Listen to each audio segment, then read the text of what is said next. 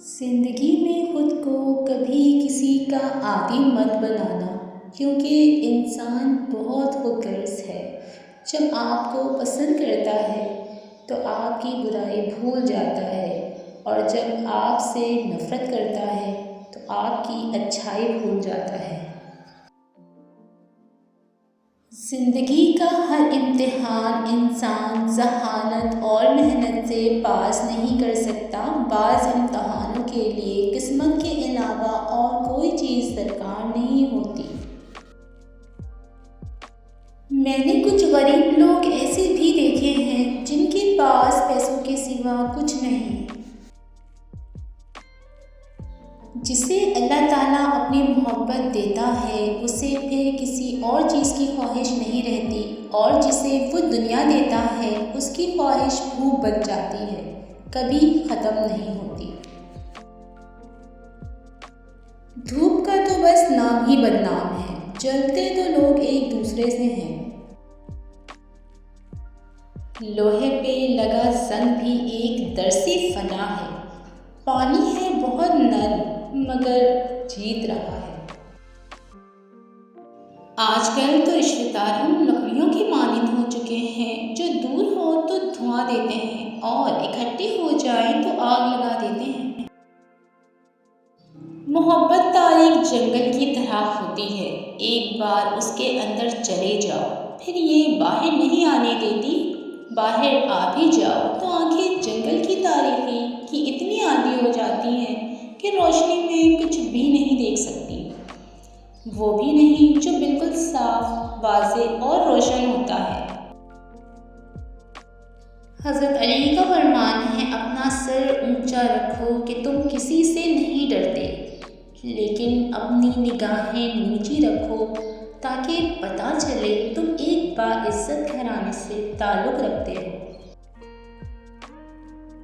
رشتوں میں معدیت، دودھ میں پانی، ایمان میں منافقت، مرچ میں سرخ اینٹیں، ہلدی میں رنگ، دیسی گھی میں کیمیکل، ادرک میں کیمیکل والا پانی، گوشت میں پانی کی فلنگ، ہوٹلوں میں مردار گوشت، دوستی میں خود غرضی، نوکری میں رشوت، نماز میں دکھاوا، اور کہتے ہیں حکمران ٹھیک نہیں۔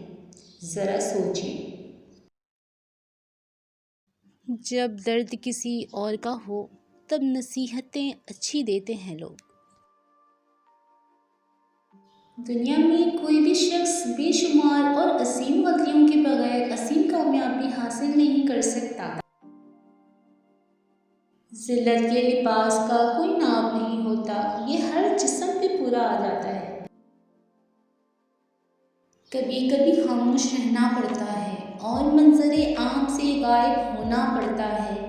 کبھی کبھی آپ کی خاموشی اور غیر موجودگی ہی لوگوں کو آپ کے ہونے کا احساس دلاتی ہے۔ غلطی پر ساتھ چھوڑنے والے تو بہت مل جاتے ہیں، لیکن غلطی پر سمجھا کر ساتھ نبھانے والے بہت کم ملتے ہیں۔ وقت کے ساتھ ساتھ بہت کچھ بدل جاتا ہے، لوگ بھی، رشتے بھی، احساس بھی، اور کبھی کبھی ہم خود بھی۔ خوبصورتی تو ختم اور تبدیل ہو جاتی ہے، لیکن سیرت نہ تو ختم ہوتی ہے نہ تبدیل۔ محبت سب سے کرو، لیکن اس سے اور بھی زیادہ کرو جس کے دل میں تمہارے لیے تم سے بھی زیادہ محبت ہے۔